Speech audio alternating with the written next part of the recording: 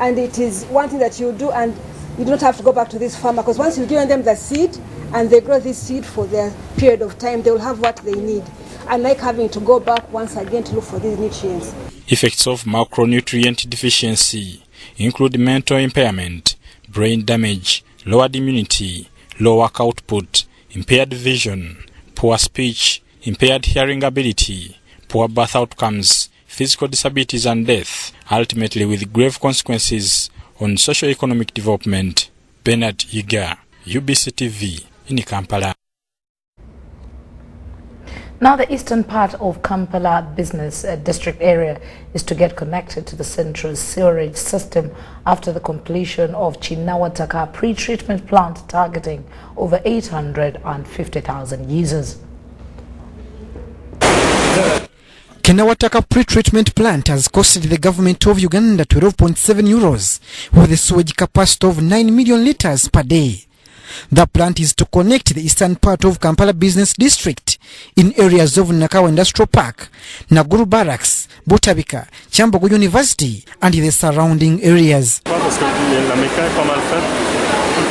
is micropiling, and we are using mechanical screw, these principal pumps, screw pumps from Denmark.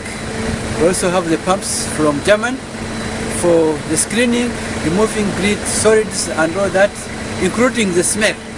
This is the first treatment plant in Uganda which has total odor treatment using biological treatment and some marble stones and water sprinkling. So when you are at this point, there is no smell at all. Engineer Johnson Amayo, Deputy Managing Director, National Transwage Corporation, led the board of directors to this facility and assured the Kampala-based population for the full management of sewage in the ongoing Kampala sanitation program. And this one, if there is any toxic gas again, it will extract automatically to the atmosphere. And we put this very big 1,500 millimeter pipe. If we witness also in the central Kampala, Nakivuo catchment area, we have been putting large diameter pipes through Kasokoso, backwards, going to Ntinda, Chambogo, Ntinda stretcher, industrial area. All that area is covered with a big diameter pipe, and then what remains now is to connect through what we call laterals, the feeding pipes. Engineer Amayo decried to the public over the increased vice of misusing sewer lanes and water catchment areas. He called upon urban planners to put sewage management into consideration as planning to Kampala Metropolitan. We expect people to work very well with KCCA because the private sector now handling solid waste, refuse, disposal, and if we mitigate upstream to maximize the removal of the materials, we expect minimum ingress of foreign matter into our pipeline. This Chinawataka pre-treatment plant is to collect sewage in the designated areas and pump it directly into the central treatment plant of Bugolobi, where it will be treated to produce energy in form of biogas. Abdul Nasili Luwama reporting.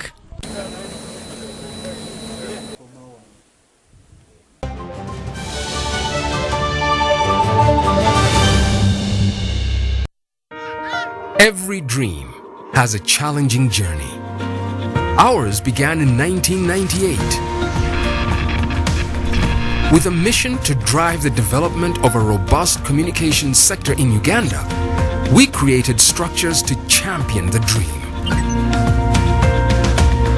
We've evolved, made discoveries, supported great minds, empowered Ugandans, and fostered a vibrant culture enabling communication for all. Down the years, we've created memories and networks, uniting generations and building great partnerships. Together, we can go even further. UCC, celebrating 20 years of achievements. Have you completed Senior 4 or Senior 6 and you want to do a 2-year certificate or a diploma course? Makerere Institute for Social Development, an affiliate to Makerere Business School, offers programs in accounting and finance, business administration, procurement and supplies management, social work and social administration, information technology, counseling and guidance, human resource, project planning and management, journalism, secretarial studies, and many others. We are located on Sa Apollo Kegwa Road, next to Oilcom Petrol Station, with a UBTEP Center number.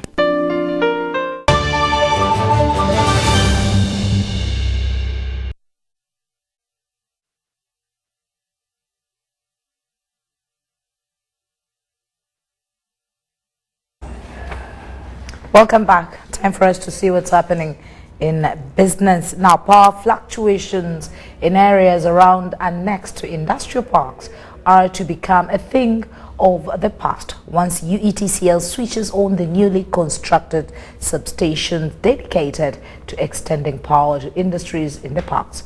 One fully operational substation in Mokono Industrial Park and two dedicated ones to Namamve and Luzira Industrial Parks are near completion, as we hear in this report. A tour around the UETCL substations in Namamve, Luzira and Mokono Industrial Parks shows that work is near completion, and UETCL confirms that by the end of the year, the substations will be ready for commissioning. Our project, it has 4 substations. There is Namamve Industrial Park substation, there is Mokono Industrial Park substation, Luzira Industrial Park substation, and Yiga. These substations, they are all planned to be fully commissioned and in use before end of this year. Built with high-tech and room for expansion, the substations will be dedicated to each of the industrial parks, an intervention that UETCL says is to relieve pressure of power lines distributing to areas around the parks. Many industries are coming up, of which they could no longer be sustained by the umeme lines which were feeding them, because they need a higher load and a bigger load. That is why the industrial parks have come up. They have got more, what we call megavolt amps than what umeme was providing them. Because you find like a factory wants like 40 megas, just one factory wants about 40 megawatts, of which umeme can't give them all that. We have been experiencing lots of poor quality of supply in areas of Lugazi. We have so many industries coming up, as you know, in Mukono, Mbalala. So the solution has been to improve on the network, and UTCL did a project. They have done many projects around the country, part of them being Mukono here. So what we do is to come in as umeme and we connect to the solution that UETCL has created. However, Uganda's electricity transmitter, UETCL, decries court land wrangles and compensation issues that are delaying progress of the substation and power evacuation. The problem we are having is, for Luzira we are passing in wetlands, of which you find we are in the wetlands, but the people in the wetlands have actually land titles, of which we're trying to balance with the people who deal with wetlands, the authorities that are there, to find out, are these land titles genuine, were they gotten in a fraudulent way? So those are things that we're trying to work out with the other authorities, which are also government agencies. Good infrastructure and reliable power supply are a necessary catalyst and accelerator of industrialization. For an industry-focused economy, a dedicated power substation to industrial parks is a welcome gesture. David Matovo for UBC in Kampala. Now, moving on to insurance, it looks like Uganda's insurance icon Hajat Afua Sebyala has scoped the prestigious Mama Insurance Africa Award, the first woman to enter the Insurance Hall of Fame in Africa. Afua Sebyala is a force to reckon with in Uganda's insurance industry. She wields 37 years experience serving at different levels up the insurance industry helm and is currently the deputy to the chairman board of governors of the Insurance Regulatory Authority. She is determined to use the prestigious award to attract more women into the insurance industry. Beyond Africa, and all of them were there to see Uganda national anthem played on the stage in Johannesburg, and then entering a Hall of Fame is like an exceptional achiever on the continent. And so the photograph of Mama Insurance Africa is already up. And as I address you, I'm addressing you from the Hall of Fame of Africa, because my photograph is already up there. And then I'm eligible next year of representing Africa as a continent in the International Insurance Hall of Fame based in New York, USA. And this is organized by the International Insurance Society. It is a lifetime achievement for one who has excelled in the whole of Africa and an excellent and impactful track record with a powerful legacy. My legacy does speak volumes. Then I'll be an ambassador for the Africa insurance market in general, and an ambassador for AIO in particular at the various key functions. It is a sign that you must believe in yourself, you should have confidence in yourself, and the sky will not even be the limit. You can even perform beyond the sky. It is also an opportunity to showcase. Now quickly, let's see what's happening on the financial markets as we start with the forex market. There, the shilling seems to be, faring against the greenback, which is the dollar, by 3,686.38, 3,696.38 buying and selling respectively. Now quickly onto the Uganda Securities Exchange, where turnover stood by 1.85 million Ugandan shillings. But quickly, as we look at the counter's performance there wasn't much volume traded there, but we see some activity on Stanbic Bank Uganda Limited trading at 29 shillings with only 39,000 shares traded at a turnover of 1.15 million shillings exchanging hands. The general performance of the USE performance indicates a general turnover of 1.85 million Ugandan shillings.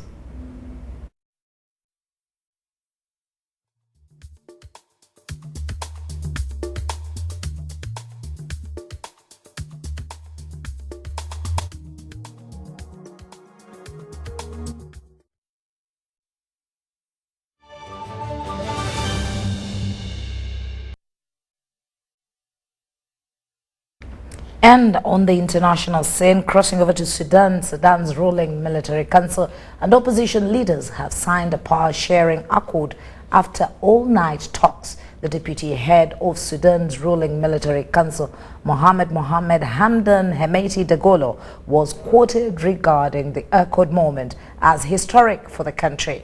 The military seized power in April after deposing Omar al-Bashir in clashes with the military, which have turned deadly. Protesters demanded that the military hand power to civilians. The signing of the document appears to confirm an agreement made in principle earlier this month.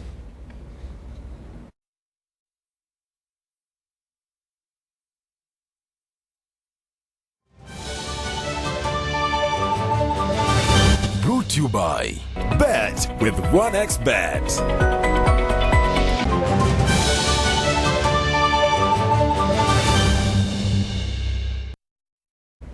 It is 42 minutes past 10 o'clock. We're heading for sports, where International Boxing Association's IBA Star 1 coaching course has entered day 2 at Katikati Restaurant in Kampala, as John Barnes Sentemo reports.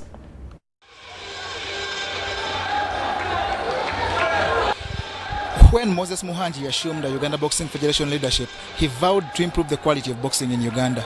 This he promised to achieve through all available means, especially through upgrading of human resource. To any sport, the athletes are the main human resource that must be improved for recognition.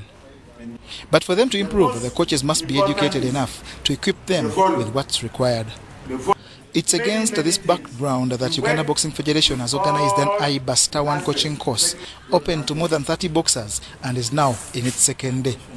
But as we proceed, there will be other preparations for competition, other career development areas, including after boxing, what does the boxer have to do to secure his career and for continuity. This IBA Star 1 level coaching course is the lowest standard, with progression at amateur level stopping at IBA Star 4. Many things. Uganda's highest ranked coaches are Lawrence Kariango, Samuel Kabugwa and Vicky Byarugaba, who are all at level 2, while 7 others, including national team coach Patrick Lihandi, are at Star 1. John Barnes, Centum, reporting. Now, the pursuit for a better society continues to be the driving force that spurs Rotary clubs world over into action. Now, this has been led by the Rotary Club of Chiwatule, organizing a 5-a-side football tournament whose proceeds will benefit many Ugandans. More than 50 million shillings is expected to be collected during the 5-a-side football tournament organized by Rotary Club of Kiwatule. This one-day gala to be hosted at the StarTime Stadium Lugogo will have many subplots. This 5th edition of the 5-a-side tournament will attract 30 Rotary teams competing independently from the 16 corporate companies, but with each category top 3 receiving a cash prize. But we've realized that also has its disadvantages, like you are saying. Some people will then go and bring the messages, the Ronaldos of this world, the to come and participate, and so it became a little bit unfair for the clubs that would not come. Yeah. So we have revised the rules. For this year, 100 Rotarians can be fielded as players for Rotary clubs. For the corporates, it has to be the employees of those corporate organizations. Whereas Rotary Club of Kiwatule will direct its funds towards Anamwani Health Center 3 in Amolata district, all other winners will be tasked to use their prize kit anywhere else to improve livelihood. Over the last 4 years, more than 73 million shillings has been raised from this initiative and are gone to various projects like Janye Primary School along Entebbe Road and Kikwandwa Health Center in Mukolo district. John Barnes, Center, reporting. Now, earlier on, as we read to you in our 8 o'clock bulletin, Ugandans living in the United Kingdom hosted the national netball team, the She Cranes, to a sumptuous dinner. And of course, the fans sold selfies with their stars that later in the day played South Africa in a Crunch Netball World Cup Group G game. And of course, Uganda has lost to South Africa by 67-40. And next, Uganda will be playing Jamaica.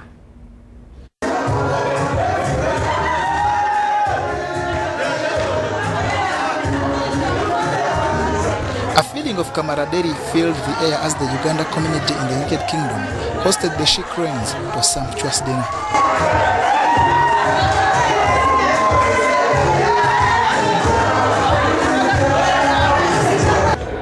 It was attended by almost all on the Ugandan contingent, including State Minister for Sports, Charles Bakabulini. Wherever you are, you become ambassadors. Be proud of what you are, so that the rest can know that you exist, you matter, and you are people that should be received with joy. Welcome, Father for accepting to us this education. We did not expect this. We now feel we are where we go. The dinner came just a few hours to what is without doubt the biggest test for the Uganda team that faces South Africa at 9 p.m. local time today in a Group G game.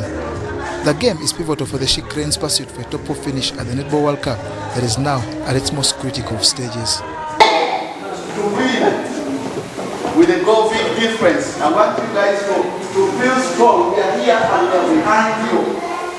We want to encourage you to pray with all your heads up. Don't feel intimidated. Don't feel too small. You are big because you got us out. We are here to support you. and we are here to enjoy.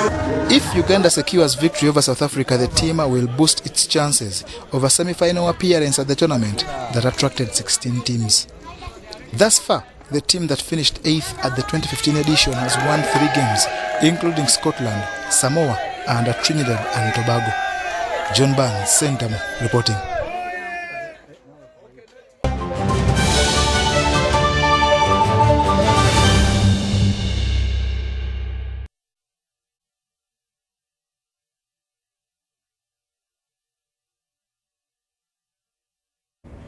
Well, as you could see there, the She Crane team was motivated by key people in society, but of course they lost to South Africa by 67-40, and we expect them to play next Jamaica.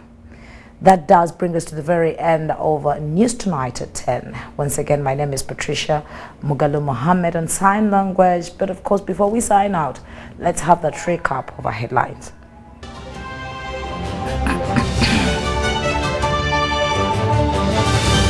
President Yoweri Museveni asks COMESA to tackle Africa's underproduction. Anti-corruption unit nets doctors soliciting bribes.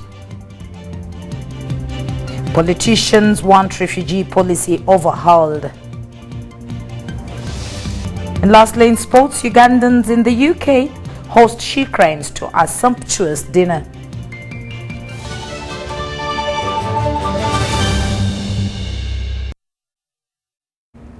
It has been a great night. Thank you so much for choosing us.